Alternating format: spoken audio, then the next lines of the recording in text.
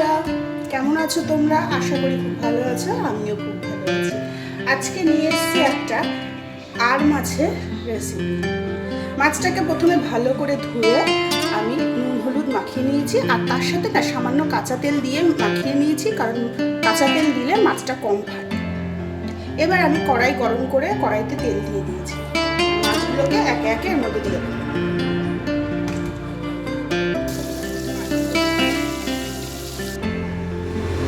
মাছগুলো এবার ভেজে নিয়েছি।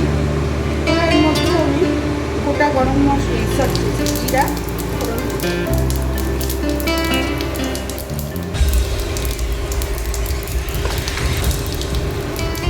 গোটা জিরে দেওয়ার পর এবার পেঁয়াজ কুচিগুলো দিয়ে দেবো।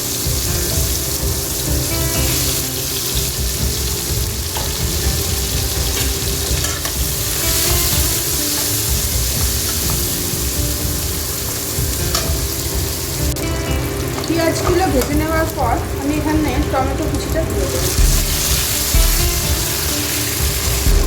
এবার এখানে আদা, রসুন, লঙ্কা বাটাটা দিয়ে দেবো।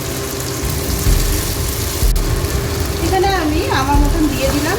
ঝালটা সবার মতন দেবে, স্বাদ মতন ঝালটা খাবে সেরকম দিয়ে দেবো। এবার এর মধ্যে আমি কিছু মশলা দেবো।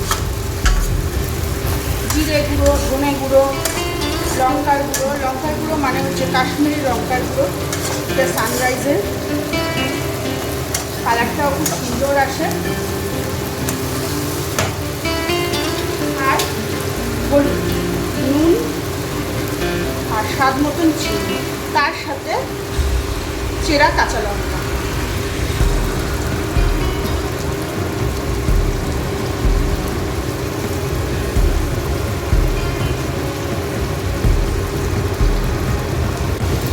এবার দেখো মশলাটা কীরকম তেল ছিল। মশলাটা কষে গেলে আমি এর মধ্যে একটু জল দেব।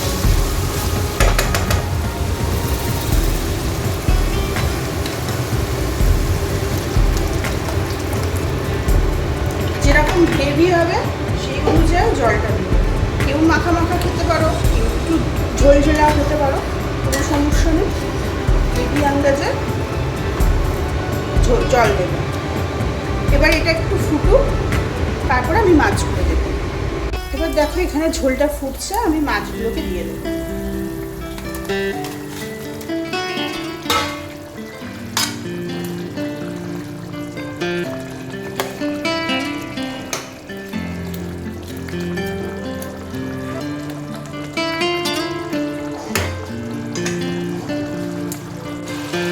এবার এর মধ্যে আমি সানরাইজের গরম মশলা গুঁড়ো ব্যবহার করব। এটা শাহি গরম মশলা।